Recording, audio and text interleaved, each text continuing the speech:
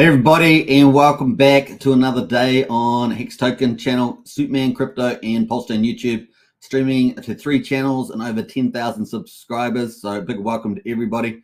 Hope you're doing well. If you're new to the channel, don't forget to subscribe, like, share, and hit the bell. We have got an incredible live stream today and an interview with one of the very best developers and founders on Pulsechain, and it's called the Unleashing the Power of Pulsechain DeFi. We're going to be particularly looking at PUSD Algo stablecoin and a stability miner ecosystem, which is currently got a sacrifice open and is looking to be absolutely huge on Pulsechain. The fourth stablecoin, of course, will be PUSD. It's going to be an algorithmic stablecoin, and of course, it's going to have some enhancements in DeFi that we haven't seen before, and it's going to be fun to talk to Jacob about how it all works and why you should check it out. It's going to be really cool. Now, I do have a referral code in the chat there on Superman Crypto and, of course, a Hex Token channel and Pulsechain YouTube. So check that out at the top. That will give you a 19% bonus. That is a big bonus. So get that and use that to get the most out of it, right? You're going to get way more. So definitely check that out. We're going to bring up Jacob in a second. I'm just going to say hello to people in the chat quickly.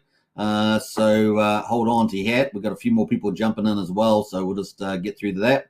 That is the link there to the referral code if you want to get 9% bonus. We've also got a poll up in the chat on, at least on Hex Token channel, so we're going to talk about that quickly as well. So definitely don't miss out that. We've got the question is, will you be participating in the PUSD Algo stablecoin and miner sacrifice? 15% already have so far, so get into that. Yes, maybe, and no. So if you're in the no camp, hopefully we can make you think about it. Obviously, nothing on this channel is investment advice, and you must always do your own due diligence. But we love to bring these super exciting opportunities on Pulsechain to you, and it's always good to be in early. So we're going to check that out. So get in that poll. We'll see what the results are towards the end. Looking very good. We got Sandy Beach in the house there. Hello, Hex Token, everybody. Good to see you, Sandy Beach. Welcome to the chat. We've got Archie as well. Super Archie is here. Hi, all. Good to see you, Archie. Absolutely amazing. Archie knows a lot about PUSD Algo and much of Jacob's ecosystem. He really is an expert in the space. We got Brian, our community leader. Good to see you, Brian. Welcome to the chat as well.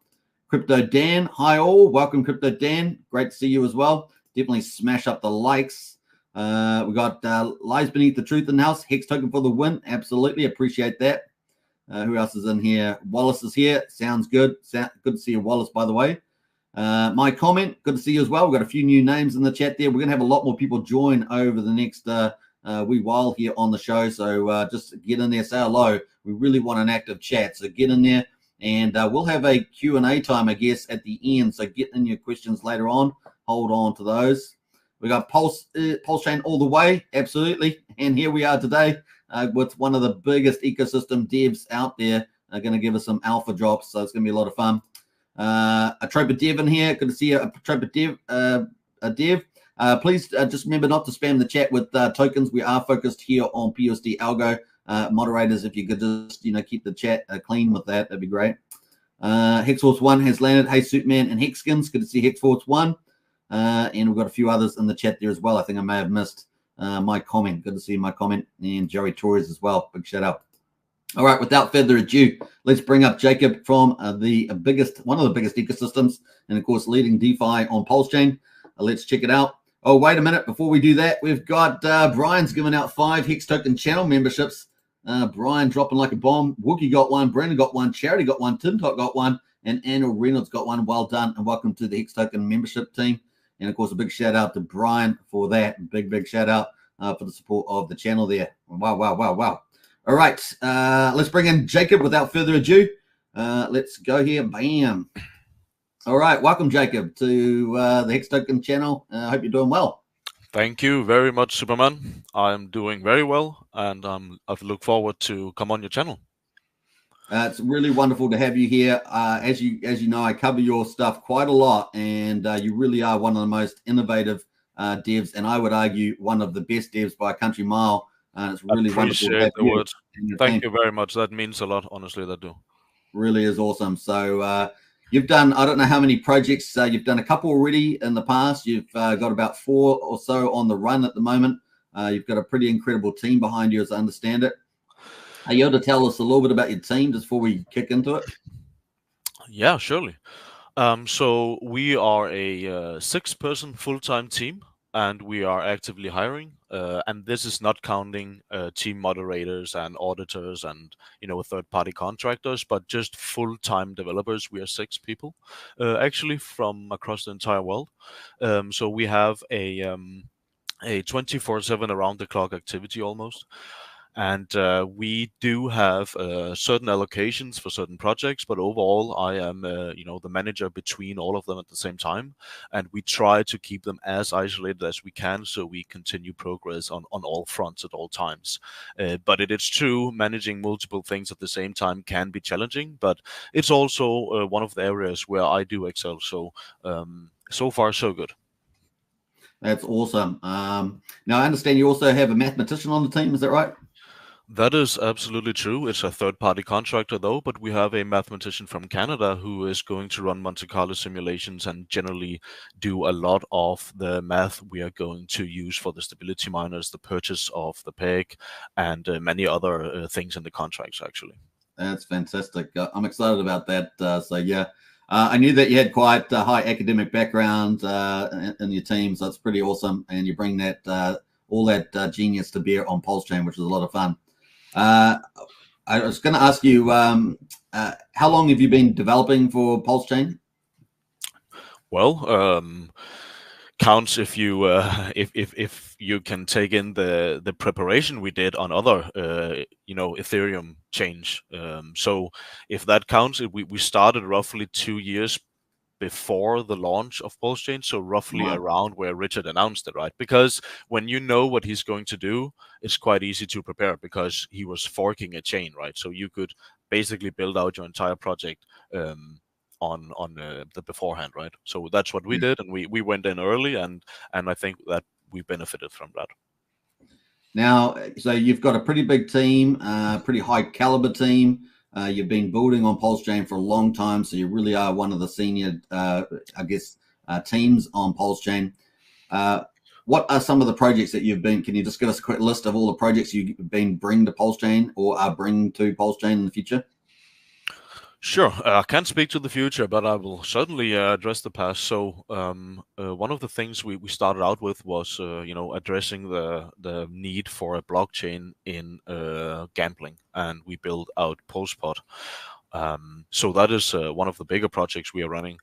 And we also built the largest faucet to ever exist on Pulsechain that actually sent out 2,500 PLS to over 45,000 unique wallets.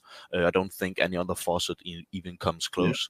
And that was in a very rough period of Pulsechain where a lot of people couldn't transact or swap or actually do anything, right? Because you were only, if you didn't sacrifice, you only got the amount 1-to-1 with ETH, right? And who has 500 ETH, right? So, everyone was kind of locked, but we saw an opportunity to do the good thing, and I think we executed quite well.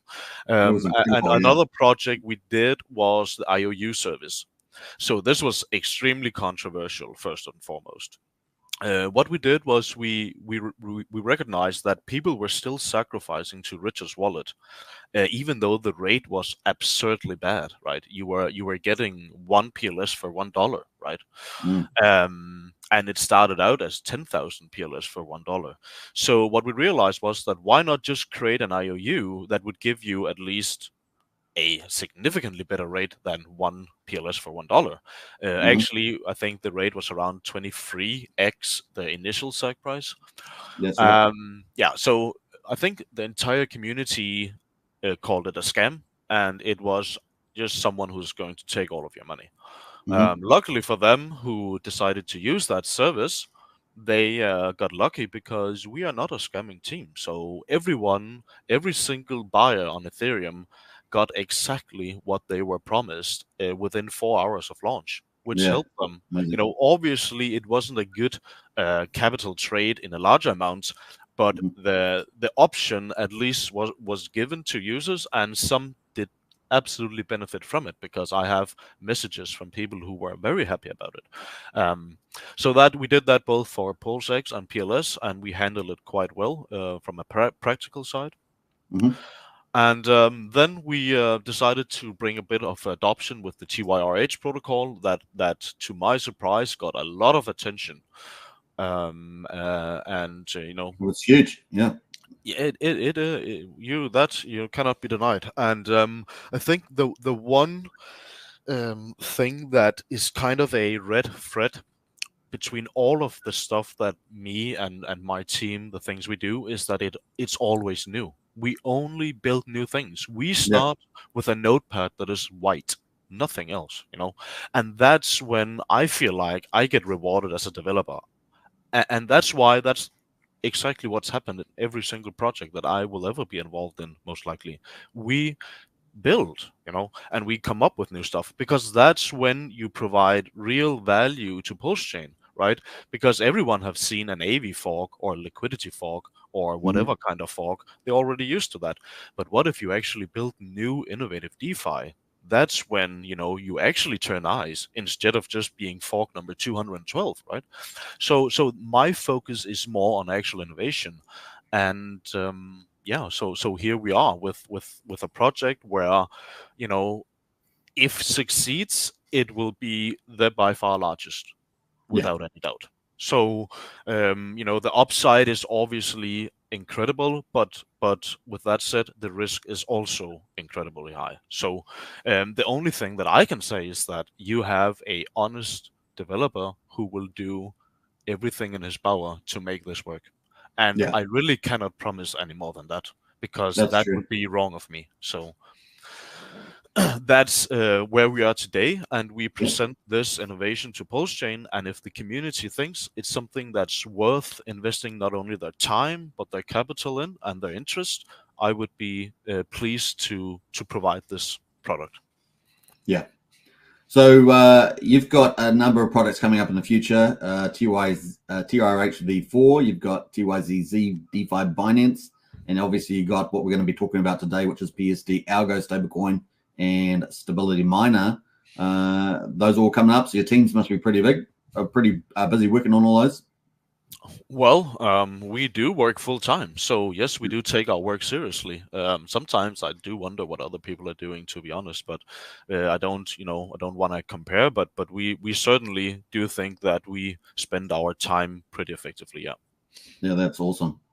I think without further ado, I think it'd be great to get into the project. I've got a couple of questions to ask you on the way for PUSD Stability Coin. It's going to be the fourth stable coin on the market. So my first question, before we look at the I guess the protocol front end, at least the test UI at the moment, is why a fourth stable coin?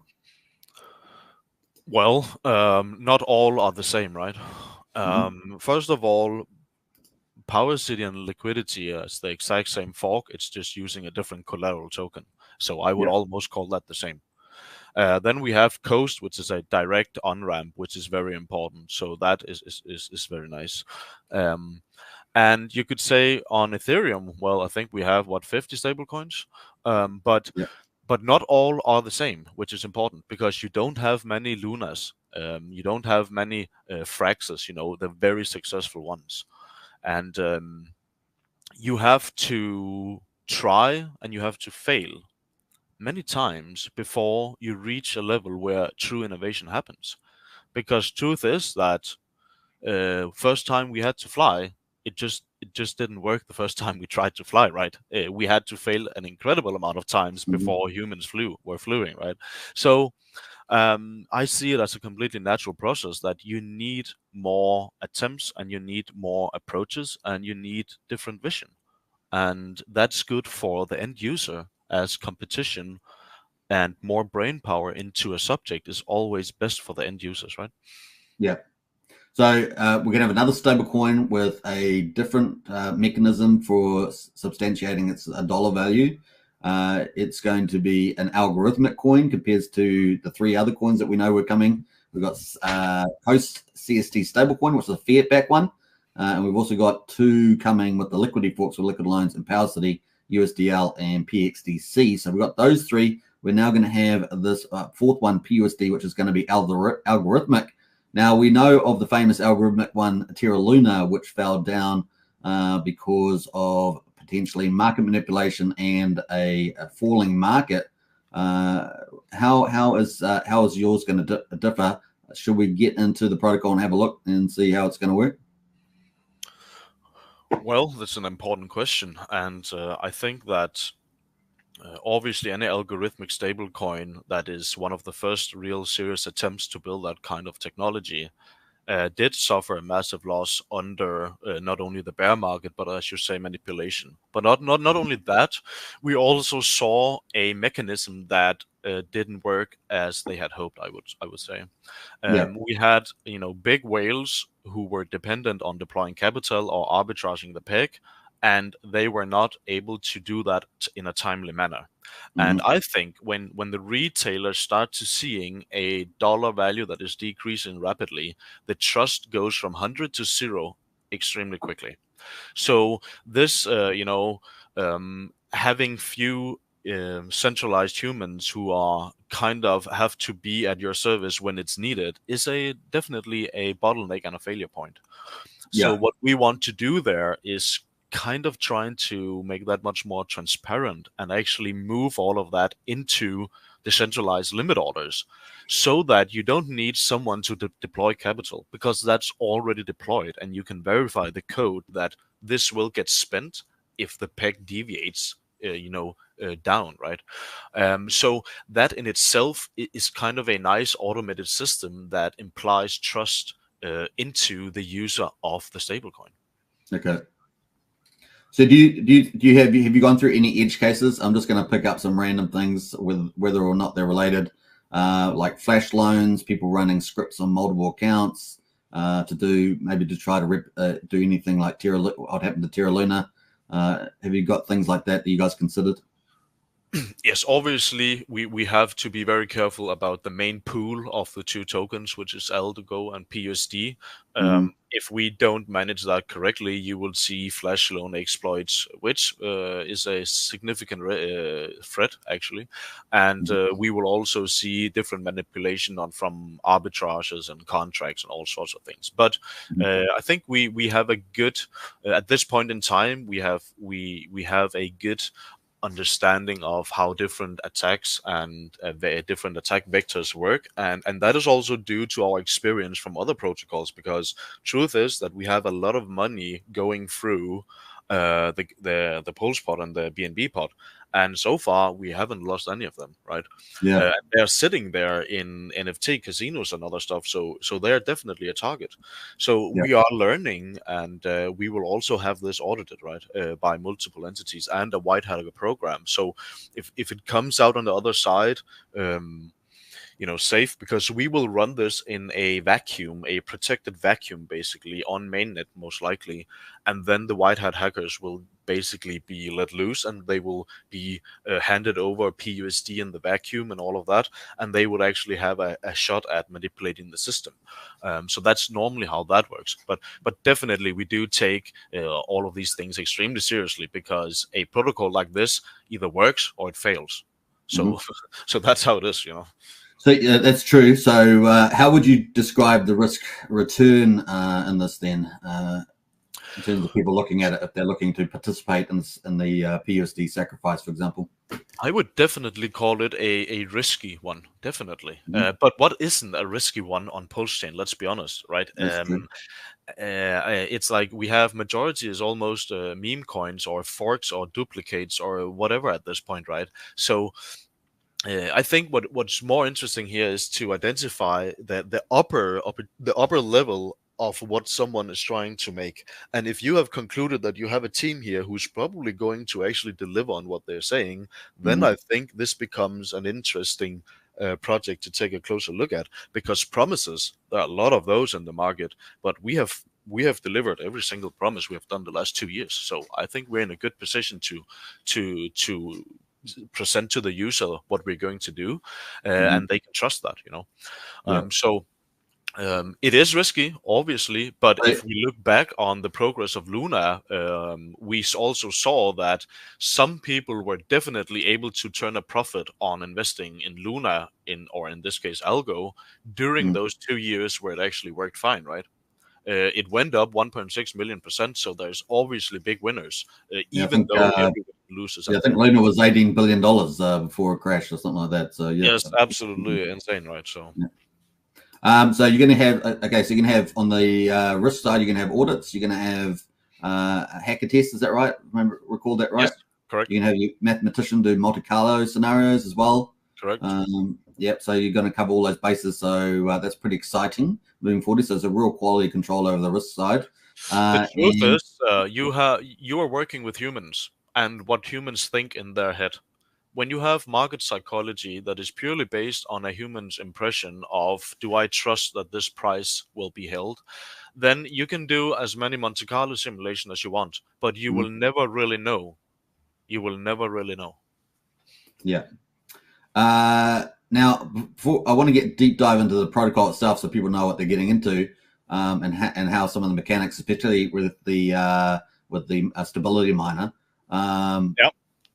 What's the sort of time frame for delivery? We must have hit that up the front here. Well, we right now run a prototype of the stability miner on the mainnet of Pulsechain, so anyone can go and take a look at that chart if they would like to, and I guess that's the status of that. Behind this, we are progressing on all of the tech, but right now we are mainly focused on developing the customized V3 and V2 pools that are going to work in synergy to actually create the earn program in a fluid manner, but at the same time also have complete control over the integrated protocol liquidity. Yeah, there's so many aspects to this protocol, so it's going to be pretty incredible. You're talking about this going to have a V2 and a V3 DEX inside of it. That opens up a whole range of possibilities for capital to flow and for DEX aggregators to get involved as well, which would actually be self-fulfilling and helping liquidity flow through the platform. So you got any comments about that? Yeah, well, we hope that we will have the most liquidity because that's when the protocol earns its most fees, right? So all of the aggregators like PDS or Go Pools or whatever they're called, they will draw from our pool simply because your slippage would be lower if it drawed from our pool than if it used the user pool created on the Pulsex, because I would be quite surprised if that one had more liquidity than the protocol-owned one. I think TVL for Pulsex is give or take 160 billion, give or take 160 million, give or take 10 million, and PHUX, the Forker balancer, is running at typically around 35 to 45 million, and then I think we've got 9inch is sitting around maybe 12 million plus or minus a couple million. So that's kind of the top three. And so, what's your expectations for this? Because this really does look like it could scale very, very well. Well, obviously, I have high expectations, but if we have a working algo stable, it will drive a lot of volume, and hopefully, it will be one of the highest TVL volumes on Pulsechain as a separate DEX outside of the main Pulsex one. Yeah, because that I'm just not sure. A lot of people were realizing that the PUSD algo stablecoin and miner had a V2 DEX and a V3 DEX and all that liquidity aspect to it. So that's why I really want to draw that out. It's actually more of just a technical functionality, how we have to build it to make all of these things work. It's not so much that we are trying to build a fancy marketed DEX where people can come and trade our tokens. It is more because it's needed from a technical perspective. Understand. Yeah, and we would prefer that people traded our tokens at an aggregator like Pitias, definitely. Yeah, okay. Because they are the best at providing. That's going to be a wonderful thing, right? Getting DEX aggregators like Pitias, maybe PortalX, maybe Omnis there to route through your pool if it's the most efficient. Then that's going to be help the success big time. Yeah. All right. Yeah. Any comments on that? Yeah, well, the stability miners in itself is kind of a very large part of the innovation behind this. Simply because in a classic liquidity scenario, you as a user, you pay a 10% overpay to mint a stablecoin. You put in $110 of PLS and you get $100 of stablecoin, right? not only do you have to give up 10% liquid capital to get less liquid capital, but you also have to manage the risk by PLS either increasing or decreasing in price. So if it decreases too much without you adding more collateral, you will end up in a position where your stable coins are worth more than your collateral, and because of that you lose all of it, right? And you have effectively lost 10%. We kind of think that it would probably be smarter to put all of that responsibility over to stability miners, so the users, they have a completely frictionless and liquid experience with the stablecoin. They don't need to worry about a underlying asset moving in price, and they definitely don't need to pay 10% more to get it, you know.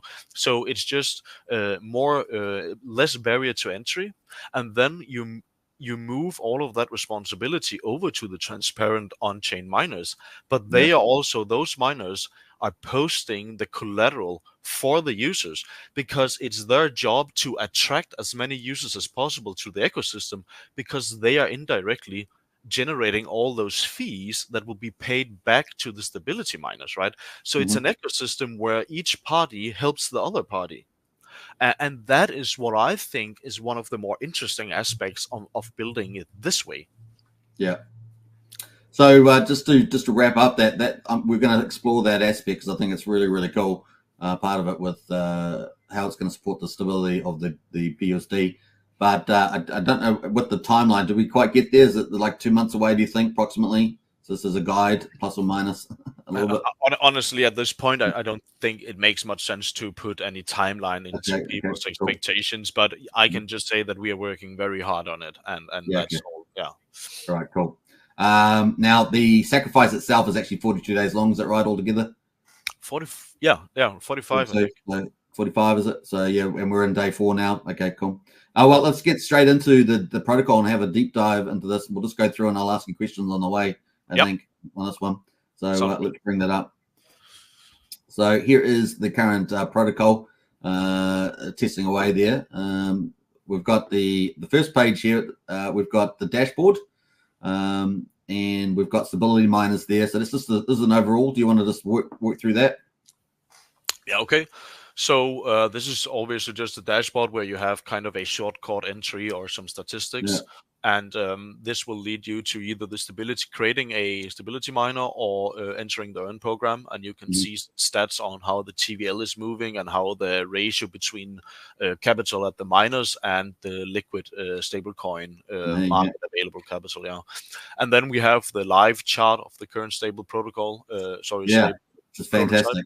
And is this currently linked into the live one that's on Pulsechain that you're testing? Yes, that is the real data. Yeah. Now, if you buy this on Pulsechain at the moment, it will be swappable for when the protocol actually goes live. Is that correct? Yes, we will deploy a separate launch contract where you can just swap 1-to-1. So if you ever bought this, you will just get 1-for-1 of the real. Now, just in this chart here for the stablecoin PUSD, which is currently live on Pulsechain, but is the test version. You had quite a bit of volatility at the beginning here, I noticed, and then it stabilizes very well. In fact, it actually looks like it's stabilized more than the CSD, which is backed by fiat currency. Good point. Well, yes, this was the point where we deployed the stability miner. So before that, it was just random market buy orders. And you can see that the volatility completely got suppressed closer and closer to the $1 mark. So the stability miner is doing its job. It's generating a profit. I've been pretty impressed with it. Yeah. So So we feel good about that prototype. Obviously, we are running around 45 automated market maker arbitrage bots on it. We are running, I think, around 140K 24-hourly volume and 25K transactions. Wow. It's and we are running both one centralized stability miner script, and we are running a decentralized contract stability miner as well. So right now, this entire setup to run this prototype is actually quite significant, and but it really goes to show that there is a way for this, and this is how we are going to do it. That's awesome. I mean, that's the one thing that impressed me straight away when I was looking at on Pulsechain, because we've covered this a couple of times on our live shows, is how stable this was. And then I looked at the CST stablecoin, which has got about 70K liquidity on the Pulsex. Obviously, most of its liquidity is on PX, but the price actually itself on Pulsex was had a wider range generally. So yeah, I thought that was pretty impressive to start off. So it looks like you've onto something here. Let's hope so. let's get into the mint page, which is the second page here. So this is where you basically mint the stablecoin PUSD, which would technically be the fourth stablecoin if you're not aware of that on Pulsechain. But you've got this token here called ALGO. So what is that? Yeah, so ALGO is the dual token part of this ecosystem, just the same way as Luna had UST. Here, ALGO has PUSD. ALGO is used to mint the stablecoin, simply because if you are minting a larger position, you would eat way too much slippage of buying that position through the market. It would be much smarter of you to buy ALGO from the market because it has a deeper liquidity, and then you mint the PUSD into existence. That's also how we increase the TVL and how we increase the entire ecosystem's value. So it's very important that we motivate users to mint the stablecoin rather than buying it. Simply because just buying and selling it is just sending it around in a circle that doesn't change anything in the ecosystem. So this is where you can basically create currency. There is a 1% tax associated with it, which is extremely important because we don't want to create a negative feedback loop where people can basically push down the price of PUSD by just minting it and selling it immediately and then getting algo and then doing that loop. That's important. You have to put in a stoppage to that kind of loop. Yeah, great. That's great. And that 1% goes to somewhere else in the ecosystem, does it, as rewards, or does it go to straw up the stablecoin with the miners? Well, there's two profit scenarios here because not only do you get all of the algo, right? If someone mints $1,000 of PUSD, then they have to spend X amount of algo depending on its price.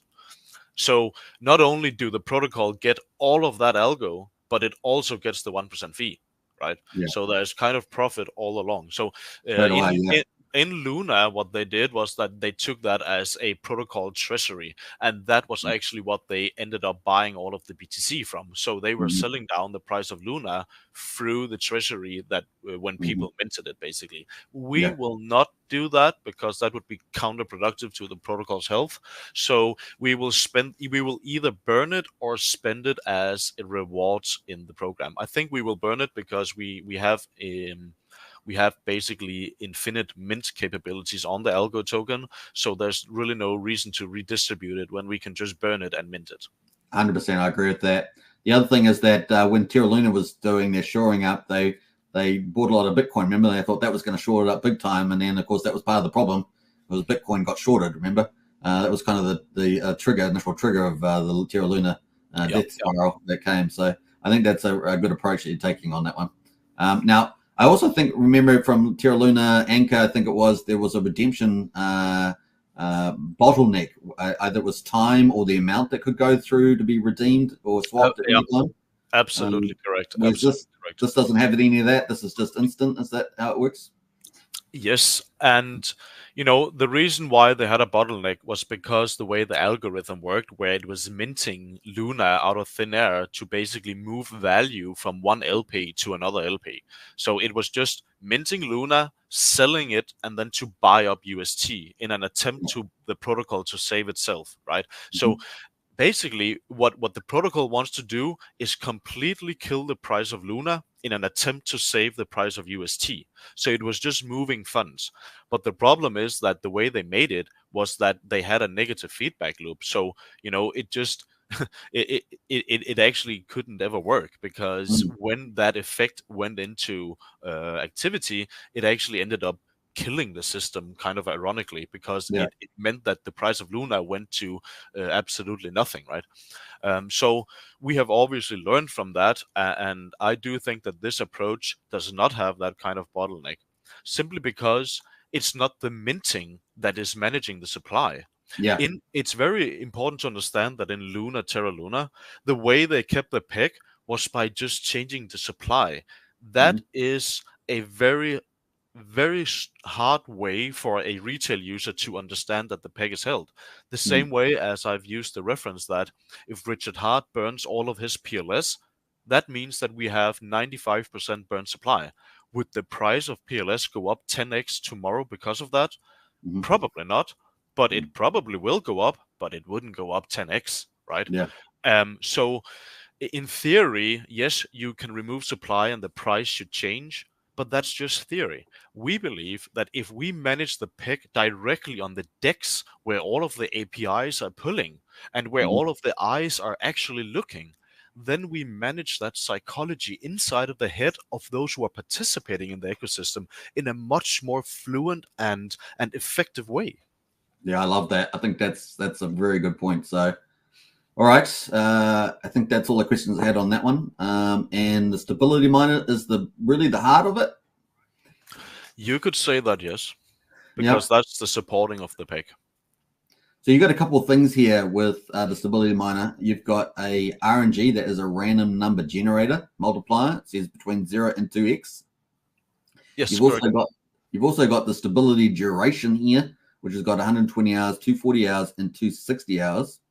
Yeah, this page will get updated very soon. We have a completely new layout of it. Okay, cool. So you got this. You got this. You've also, is this where the miner process to support the stablecoin and the what you call the integrated liquidity pool or the IPOL works here? Well, this is where you deploy capital into a contract that acts towards that pool, yes. The integrated protocol pool will be the pool that contains PUSD and whatever token we choose to pair it with. Right now, I think it will be DAI, but we are actually considering switching that up because when you really think deep about it, having DAI, which is a bridged in on a Richard's centralized key, is probably not the perfect scenario. I was going to ask you that. So it's good that you're addressing it. Yeah. But I think if the keys to the bridge gets compromised, I think we have a lot of big problems. So we do. I'm not entirely sure if anything on Pulsechain would keep its value if that happened. Even so. No, it wouldn't. It wouldn't. It would be a death blow. Yeah, death blow. Yeah. But I do have some. We are considering some alternative options where we are pegging it to something else. And one of the very interesting ideas I think is that we can actually pool it to USDL, which will be the liquid loans, right? So I think that'd be great. Yeah, that'd be great. The funny thing about that is that have you ever heard Richard say how Hex is piggybacking on Ethereum's consensus? Yes. Yes. This would be the same thing. Because you got PLS as a collateral of USDL, and then you are pigging back on USDL, so back to Pulse, which is the main coin. It makes a lot of sense. Basically, what we are going to do is that we will have liquidations on liquid loan users to stabilize a peg that we are just simply manipulating and using to our advantage. So instead of having the bridge keys as the fallback point, we just have the liquidity product as the fallback point. But in the meanwhile, we can actually scale the TVL to significantly larger heights simply because of how this protocol is built.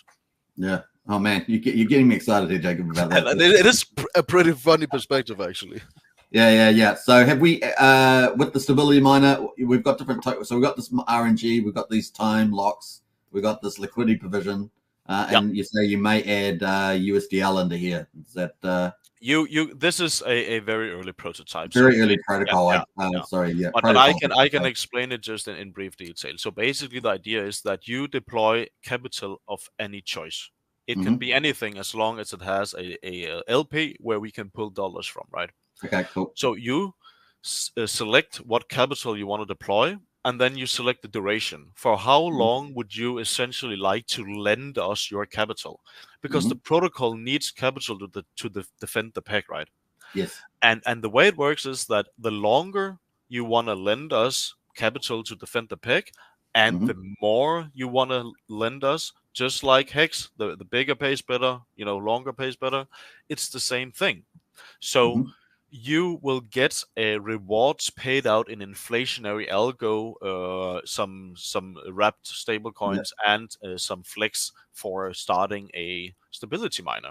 And it's basically an attempt to help Pulsechain in some ways. If you are if you are a community member that really wants to help Pulsechain, then but how could you spend your capital better than supporting a algorithmic stablecoin? Like, I'm just asking, right? Because that would be an amazing adoption tool. And if the peg doesn't deviate significantly under 1, when this stability miner ends, not only will you still have all of your capital, but you have reaped the inflationary rewards, right?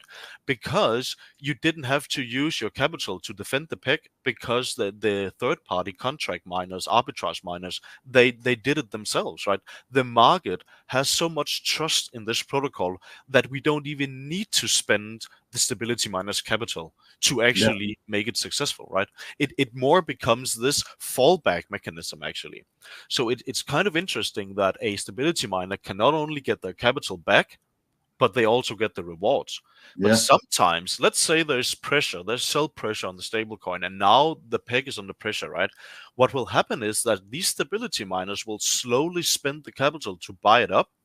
And what we will do is that we will exchange your capital for the discounted stablecoin that it bought up during that defending process, right?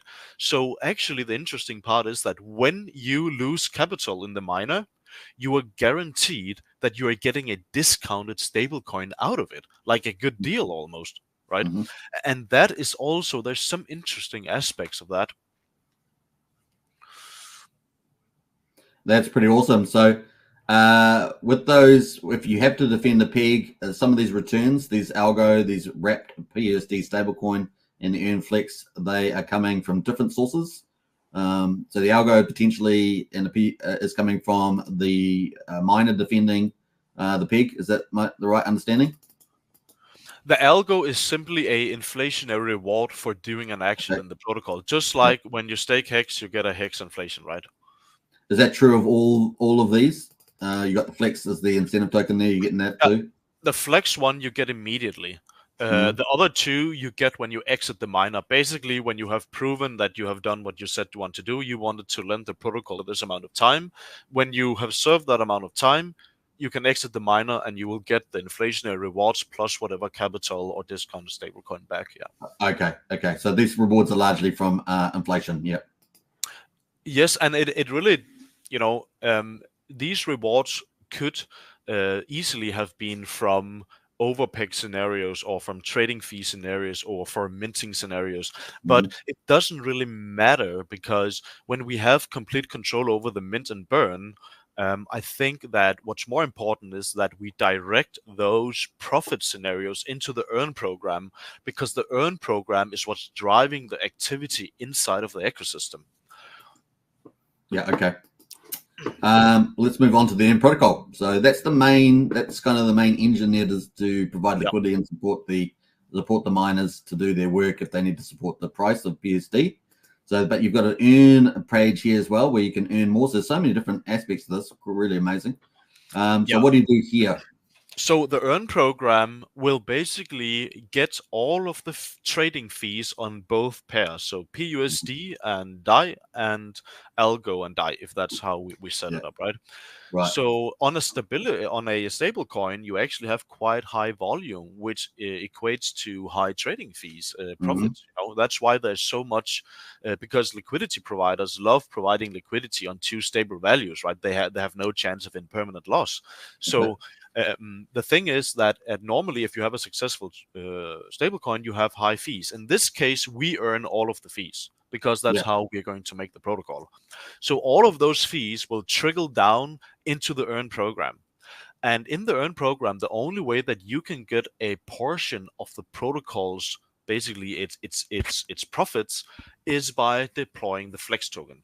The flex token is a token you can earn by doing things in the protocol, such as creating a stake, such as minting the coin, such as doing a swap, redeeming, whatever you do, especially creating stability miners. That gives the highest amount of flex. But every time you do something, you get an immediate airdrop into your wallet of the flex. Now, you as an ecosystem user, you have multiple choices. Do I want to just sell that immediately?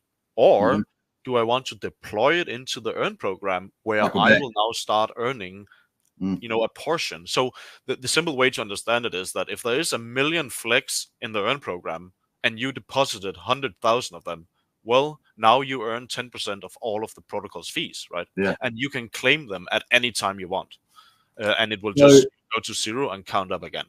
I guess unlike some platforms where people might just sell their tokens, this here has actually got a lot of reasons to recycle your capital, compound it, and just get a better result. Yeah, I like that. I think that's really attractive. Now with this is where the V3 DEX comes in. Is that correct? That's correct. Yeah. So this is running V3, and V3 has the 1% pool, so you get earning a bit extra. Well, the reason why we need the V3 is basically because we want to control the earnings of each deposit of flex, but also have a liquid dynamic option to withdraw the current earnings as a fee while still maintaining your position inside of the pool. That tech in itself is extremely complicated, and if we couldn't fork it, that we could put a year on this project, right? So yeah, right. That's a fantastic explanation you just gave of that. So if anyone wants to rewind that later on, do that. All right. So I think that's, and then obviously you can claim the rewards that you get here. Or you can exit your position entirely. If Yeah. you don't want to earn anymore and you just want to offload the flex, you can do that. And then there's someone who is maybe more patient or more bullish on the ecosystem. They can pick it up at a discount and then they can start earning. So question is, where do you get the flex? I guess you can go to stake. Well, I think the reason the way you get the flex was, as I just explained, that every action in the ecosystem airdrops you flex tokens. So the more active you are, the more flex tokens you get, and you can just constantly deploy them. You could actually set up a Tetra. I hope so, Stu. I think you could set up a Tetra contract or whatever they do, where it would automatically deploy your flex tokens into the earn program if every time you receive them, because otherwise you have to maybe do that once in a while and then see how much you have accumulated during your activity, right? But there are so many there's so many great I think collaboration options with this protocol and something like Tetra potentially. But this is the next page that you've got, which is staking as well. So it just keeps getting better, folks.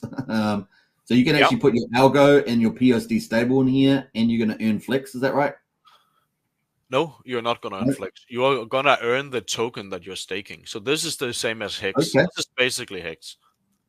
So what you're going to do is that you get a percentage you get a portion of the inflation, and you do that by locking up the capital, locking up the token supply, the same way as Hex does it. But the option here that's interesting is that you can kind of define your risk profile, because do you want to stake something over a longer period of time that you can expect to have a stable value, right? That way you can at least have a better chance of knowing what your expected return will be. But if you are staking the algo, the underlying asset will move significantly more in price, and that can obviously both work to your benefit, but certainly also to your So this is a more conservative with the stable coin. This is a bit more aggressive with the price movement of algo. Yeah, exactly. And obviously we respectively different. All inflation on the stable coin itself is something we have to be very careful with, because that is something that will turn into sell pressure to the miners, and we want to protect the capital of the miners at all times, because we need that when the sentiment is at its worst. That's when you need all of the capital, right? Sorry, go ahead. So this is like Hex. That means you got like a longer pays better, a bigger pays better in the yield. Is that yes, right? Correct. Yes. But there's no share rates, no earlier pays better type of thing. No. Okay. The other thing is that I forgot the question I was going to ask you. They'll come back to me. The early in-stake. You got early in-stake button. Is that going to have a warning about what the implications are of hitting that? Yes, it will probably be somewhat like Hex, where if you immediately end stake it right after you started it, it will have a higher penalty than if you ended it 5 days before, right? So there will be some sort of gliding penalty rate embedded into that. Yeah. Okay, it'd be good if it was explicit so people actually understand, because on Hex you don't know, right? It's like, yeah. But here, this page is actually the equivalent to Anchor protocol on the Luna. Okay. Luna. Okay, Yeah, cool. where an Anchor protocol was definitely also one of the drivers, not only for the success, but probably also for the downfall. Simply Well, that's the question. because, Yeah, they had a 20% APY, right, on a stable coin. I think that is, it's almost, I would say, at the level of it smells like a scam to me. It's almost as if they knew what that would do and what effect it would have over time, right? And I have some suspicions about why they would push it that much. They were certainly looking for short-term adoption more than long-term health, is what I'm seeing. So that's also why we are putting up here as just as a demo number like 3.7. Which is significantly different than a 20% sell pressure from basically inflationary yield, right? So I guess on one hand, you're going to address the inflation side of it and the return, like compared to Anchor with the 20%. On the other side, are you going to have, you talked a bit earlier about potentially having burn mechanisms and maybe even buy and burn mechanisms? Is anything like that in the protocol? Yes, the protocol does have a native built-in buy and burn mechanism of algo, actually. So when the price of one PUSD is above 1, so let's say it's 1.05, the integrated protocol will actually sell all of that liquidity down so the ratio matches to whatever the PEG and the LP must be. So in that scenario, we have a excess amount of value that we can take out. And in some cases, based on governance and based on what the protocol needs, it will burn buy and burn algo, basically pushing up the price. Fantastic! That's fantastic. Yeah. Okay. Now, is you're talking about? Is there going to be any DAO on this? Because there's no DAO at the moment, but is there anything like that coming on this platform? Yes, we believe that Algo will be the DAO token as well, just the same way as it was in Terra Luna, where it was not only the speculative part, it was the minting part of the TVL, but Luna was actually also the governance part. And there are definitely some adjustable numbers and function in this protocol that actually could have a governance token behind it, such as, when should stability miners trigger? Should we even allow a third-party arbitrage opportunity, or should stability miners wait until a 5% deviation, a 10%? How should we spend the protocol fees? Should it go to, full buy and burn algo, or what kind of ratio should go towards the earn program? And all of these important questions to make it work could easily be put towards a governance vote where, everyone can chip in what they think is the best instead of just having 6 people defining what they think is the best, right? Yeah, that'd be quite handy. All right, I think we'll move on to the redeem page. So this looks pretty similar to the mint page. So it's just reverse, except the 1% tax. There's no tax, obviously, in redeeming, simply because we want, again, to motivate users to, instead of selling PUSD on the market so that you check into stability miner capital, we would rather have you simply burning the PUSD and then minting the algo at current rate and then sell the algo, because there's more speculation on the algo pair. The algo pair has deeper liquidity, and what that actually means is that you put the peg, now it is on the speculators. Every time someone redeems out of a stablecoin, they put basically the capital requirement of all the speculators, and that is also a very interesting part of how this could actually work in the long run. Yeah. Okay. Now, so we talked about, you've got V3, which I think was on the stability miner. On the earn here. Yeah. So this mint and this redeem pages, that's V2. No, this is just a contract that mints and burns. You're just swapping one-to-one. Yeah. Okay. And then you've got the swap, and the swap is V2. Most likely not. No. Okay. Where's the V2 come into this protocol? Yeah. this might be the V2 part, but we are not entirely sure if we even need it. Using V2 is just to simplify some things, but we could easily use V3 for that also. But Okay. that is some technicalities where during the testing we are doing, and we will run multiple systems, we can kind of figure out the pros and the cons of doing each of things in their way, right? And right now it seems like V3 would be the correct way to go. Yes, that sounds like it to me too. All right, cool. I was just trying to clarify some of those things. The unwrapping, you can unwrap your this is an interesting one. WPUSD with the Yep. W, the wrap part. Yeah. The wrapped stablecoin. So we have this simply because we want the protocol to be able to pay out a reward in a stablecoin, a stable reward, I would like to call it. And the way to do that, the best way, so we don't just turn it into instant sell pressure, is that we make a time delay on that reward. So now you have to basically unwrap it, which is a process of 80 to 120 days, which will have a random element. You can get lucky and just always get the 85 days or the low 80s, but vice versa, you can get unlucky and you have to wait 120. You won't know until you start the unwrapping process. So the interesting thing is, what would the market participants think a wrapped stablecoin should be worth when it does have a minimum of 80 days you have to wait for its liquidity, right? Yeah. Would you buy this coin for 80 cents? 90 cents? Like, what's the price, right?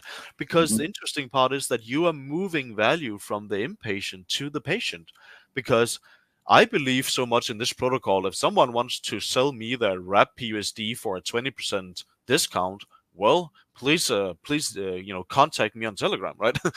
Because I do believe that this protocol will hold its peg over the next 80 days. And then I can unload a easy 20% profit if I wanted to. So this is an interesting part that gives someone an extra opportunity to actually earn for those who believe in the system. But it also gives for someone who is in a rush or someone who does not have that patience, they can still get out a liquid amount of capital, even though it's actually a locked coin, simply because you receive it liquid. It's a choice to start the unwrap process. It's not a requirement. You can easily go set up an LP on Pulsechain with VPUSD if you wanted to. So basically with this, just so people follow it, you can take your algo, you can get PUSD stablecoin, you can then how do you wrap that? You go to the unwrap page and then this is because an unwrap, but how do you get the WPUSD? Well, you generally don't want to wrap it because only the protocol can wrap it. Because the best way to put it is, imagine that the protocol earns 1 PUSD as a fee, right? The protocol now burns this 1 PUSD and then it mints a time locked one. So now it burned one liquid. Exactly. So time lock one is W. That's where I was trying to get to. Yeah. Okay. Yeah. So, and then the protocol rewards the user with the time locked one instead of the liquid one, which then spreads out the sell pressure of the stable asset in a much better way than if we had a scenario where it was liquid immediately every time. Yeah. So the rewards are paid out over time. Okay. Yeah, and also in a variance of up to some percentage, right? Because of the 80, 120. Yeah. Yeah. So very clever sort of an emission type of profile with the 80 to 120 days for the WPUSD reward that you get from, if I remember writing, from the miner bots. Is that correct? Or yes, that is correct. It's only stability miners that will earn wrapped PUSD. Yeah, cool. All right, I think we've sort of got over that issue. That's very cool. Now, with this here, will you be having, with the PUSD, obviously anything that makes something successful is having adoption. So in terms of, there's a couple of ways of talking about that. We're going to talk about potential, like we talked about earlier, about DEX aggregators and other mechanisms like that to get traffic through. Have you got any updates on that? I would say we haven't really focused on reaching out for partnerships yet, but DEX aggregators, their entire product lives off having volume and places to pull liquidity from. So if we set up a $1 million deep liquidity pool, you can be very sure that they are there immediately. So I'm not too worried about that. Yeah, well, I understand that you've actually had teams, some of the top utility teams with DEX aggregators actually contact you, like PX and Batias. Yes, I of know course, of course. InvestX.io and a few others have contacted you. All of them. Yeah, yeah, which I think is really exciting. I think that's a really positive thing. That's a big amount of confidence in you and your team and the product that you're launching. Yep. So yeah, I was just trying to see where that, because that's actually a substantiator for potential success. So that's kind of good. The other thing is, of course, is promotion and marketing. I guess once it does launch, you're going to do much around that.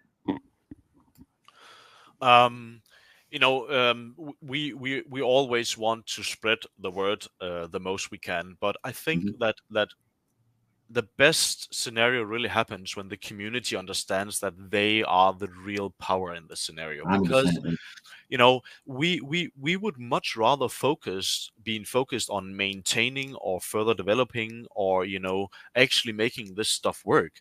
And all of this protocol, if successful, will pay out a lot of rewards simply because there's so much activity around it. So I personally believe that there would be sentiment for the users to assume something, a task like that, because as you and I both know that a very engaged community, they really can go a long way on the marketing side, and without any doubt, right?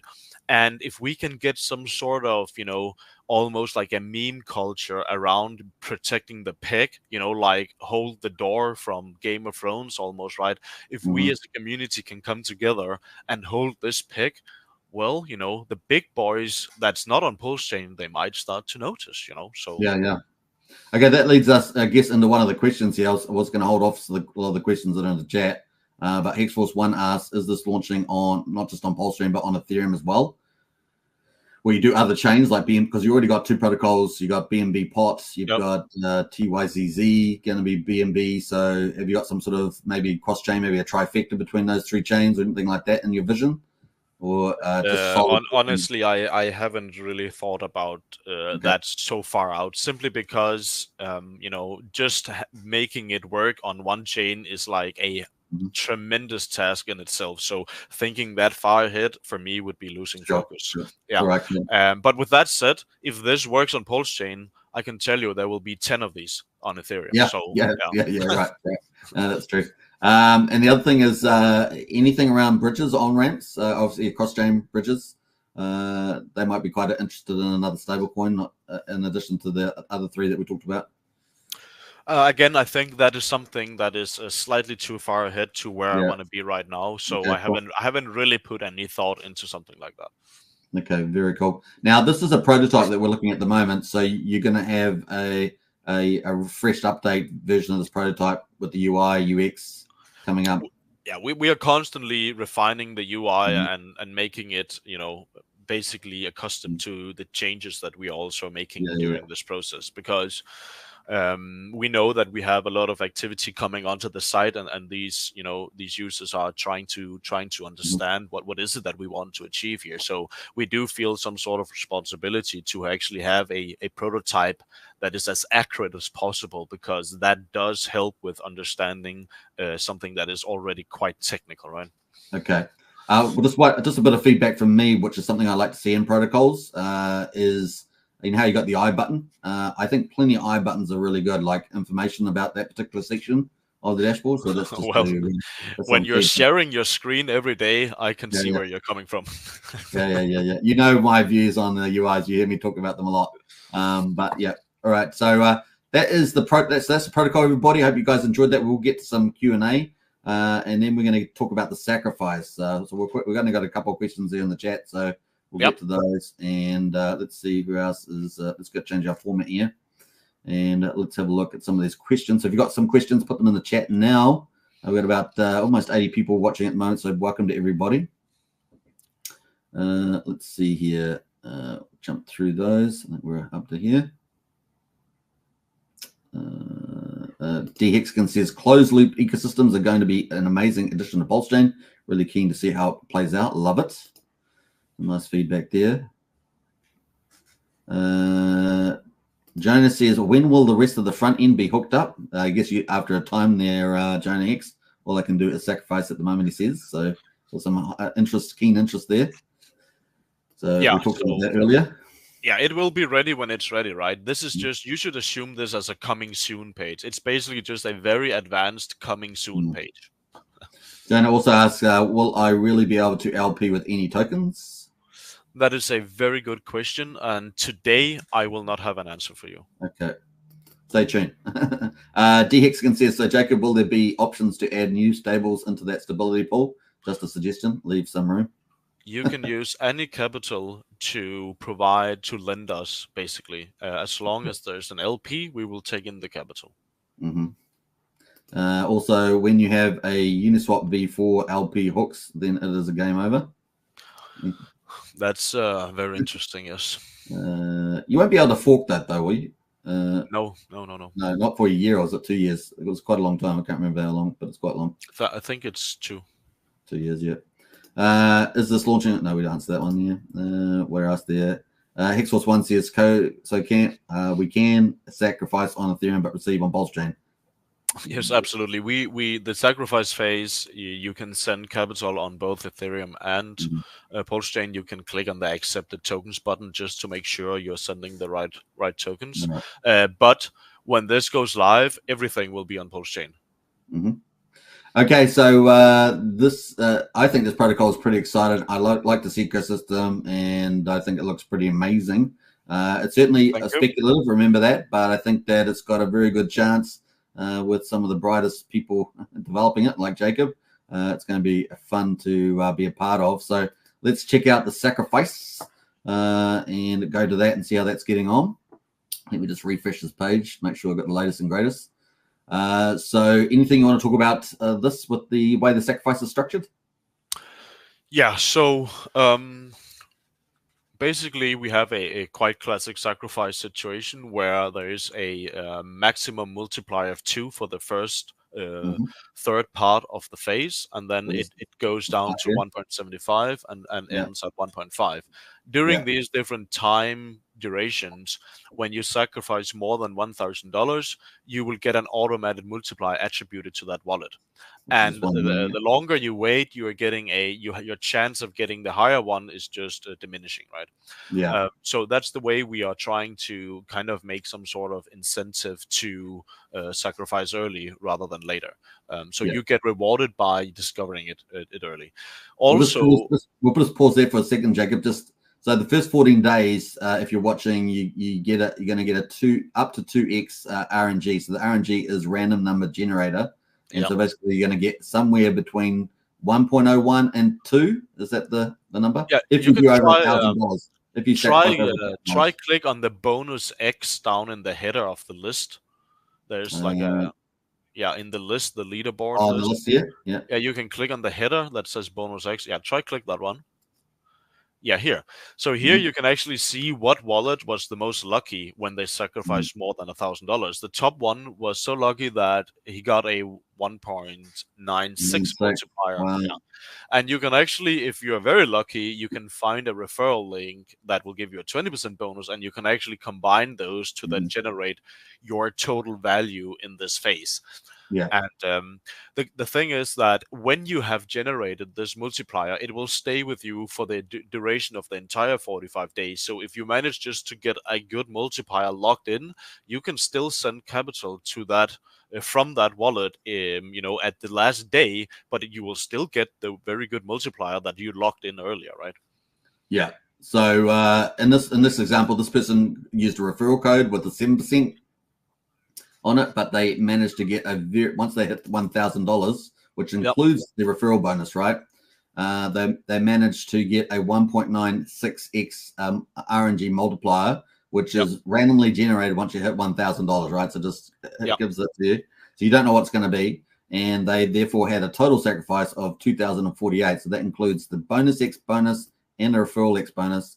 And then they get allocated all these tokens for every dollar. They get allocated 20 algo, 200 flex, and 0.01 wrapped PUSD, which is that internally generated fee one. Yeah. And Jonah has a good question. He says that is it the same chance of getting a good multiplier? And yes, it is. As long as you send within that duration, it will be the exact same. So there is no fall off curve or anything. It's the exact same for the first 15 days. Yes. So if you sacrifice in this period, you're going to get whatever RNG multiplier you got. So if you got 1.69, you're going to have that for the whole period of this first 14 days here. Yes. Yeah, you're going to have that for the rest of the phase, even if you send capital on the last day. So even at the end of the sacrifice, so it doesn't matter as long as you got in early, you're going to keep that RNG multiplier. Okay, so that lasts the whole period. Okay, cool. Exactly. All right. And then we have the referral options, right? Where if you can generate a random referral percentage from 5 to 20%. So the lucky ones, they get a 20% one, and they can share that with their friends, and they will get a 20% bonus, and so would you. And we actually have some ecosystem users here who have already earned thousands of dollars without even sacrificing themselves, just by actually sharing this link, right? Because then they use that. Got them in there.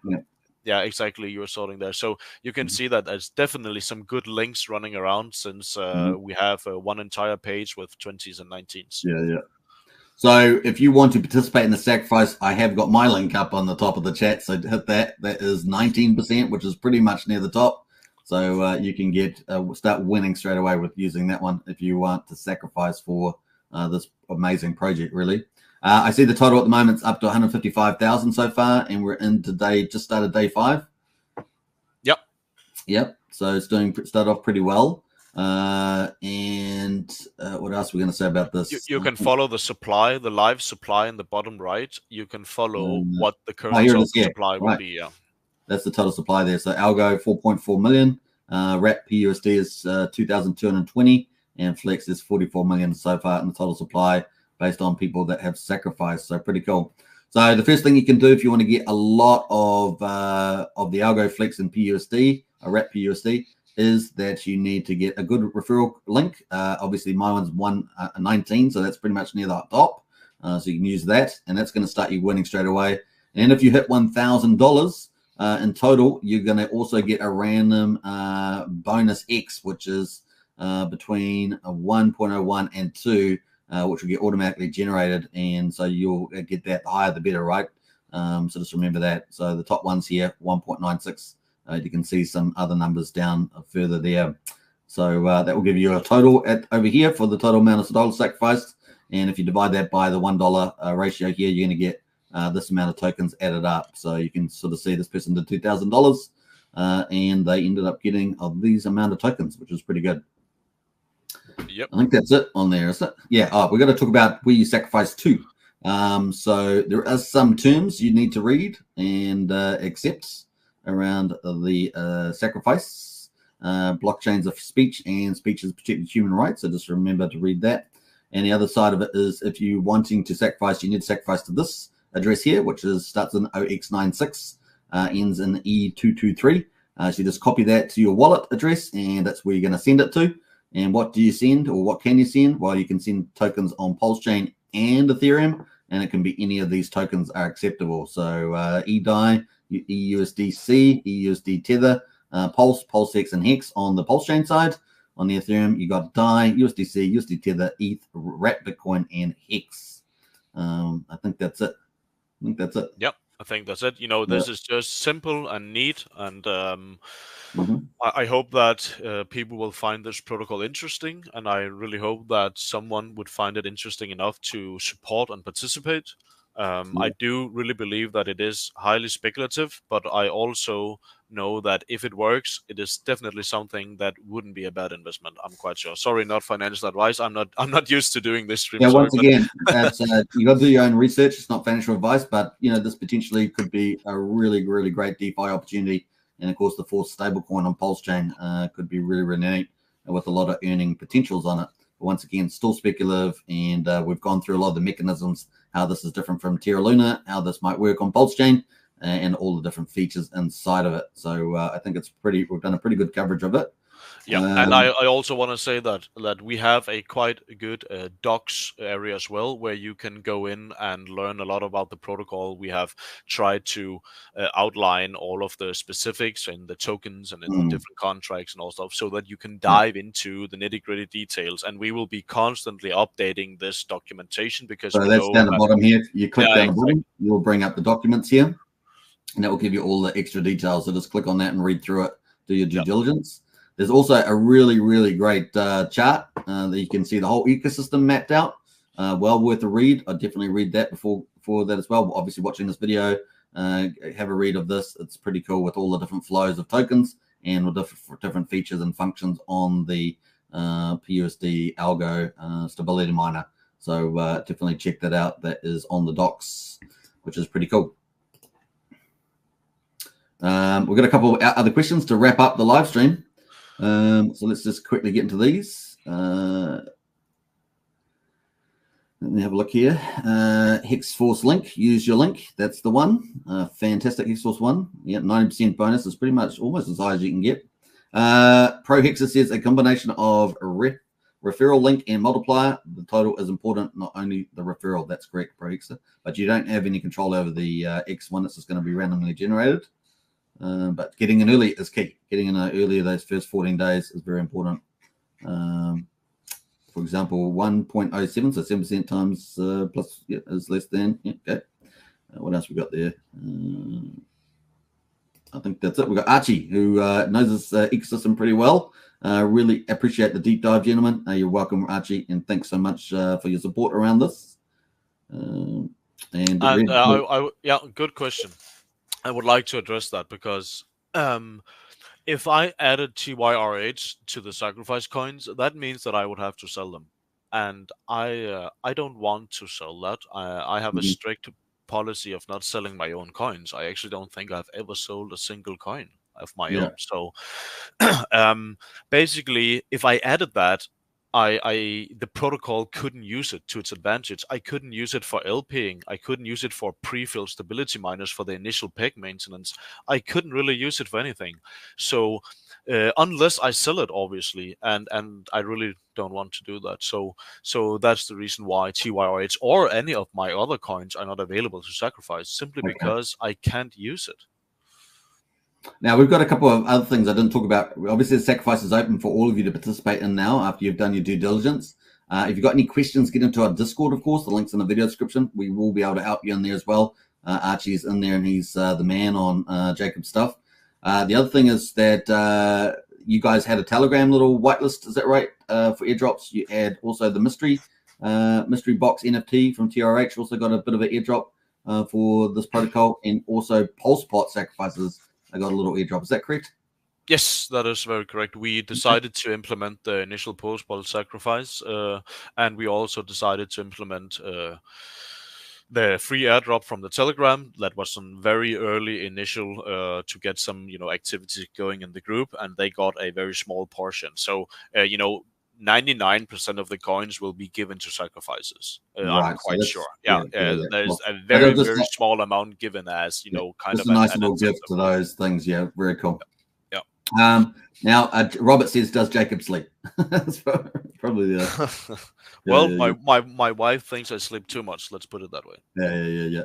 Now, Banana Junkies talking about TYRH. Now, we're going to have a separate live stream, aren't we, Jacob, on all the other protocols that yes, Jacob's we are. on. I will have a good live stream with Superman here, and we will talk TRH, we will talk TYCC, and we will talk V4 and all of the good stuff. I have some nice upcoming news for you guys, and the teams, they really do a nice progress on this area right now. I really like what I'm seeing. Awesome. I think we'll finish with this last comment here. Red Bull, airdrop for OG NFT users. Obviously, the OG NFT, people have been talking about that. I have 45 days to consider that. Let's put it that way. Okay, so stay tuned. Stay tuned for that one. Banana Junk says, okay, cool, TRH stream. Yeah. There'll be multiple protocols that we haven't talked about here, and so I hope you guys enjoy it. All right, we've been an hour and 20 minutes, which is amazing. Thank you so much, Jacob, for taking your time out to do this live Of stream. course. The next one. You, Superman, you have been an absolute amazing community member, and Pulsechain and Hex really owes a big, appreciation towards you, because truth is that we need people like you to spread the word. We don't only need developers, but we don't also only need promoters. It needs to be something in between where you can reach the people I cannot, and I think everyone in this ecosystem is really appreciated, and we builders really appreciate you guys who are showing what we are building, right? Because without that, it would be pretty hard to find out what we're actually running around doing, right? So you have been doing this at an incredible pace for a multiple year streak, and I actually know very few others who would have been able to keep that kind of passion and stability, and for that I think you have done an incredible job, sir. I really appreciate that, Jacob. Thanks so much. And without further ado, hope you guys enjoyed today's show. Thank you so much for Jacob. We'll see Jacob again for the rest of the protocols on another live stream. If you want any questions, get into our Discord. It is a great place to talk about all those projects. And we have Archie, who's amazing in the space. So get in there for the edge. All right. Take care, everybody. And thank you, Jacob. I will see you again in about 4 hours' time. I'm doing a second live stream to celebrate the Hex, the highest of stakes on all the streamings around the world. Potentially up to 250 million could end up watching the highest of stakes. So stay up a bit later for about 3 or 4 hours' time. We're going to be partying on this channel about that and going through all the social media and all the good stuff on that. So stay tuned. That's another cool thing for Pulsechain. All right. Bye for now. Take care. Thank you. Like, share, hit the bell. Your last word, Jacob. Go. Subscribe to Hex Token. All right. Take care. See you guys.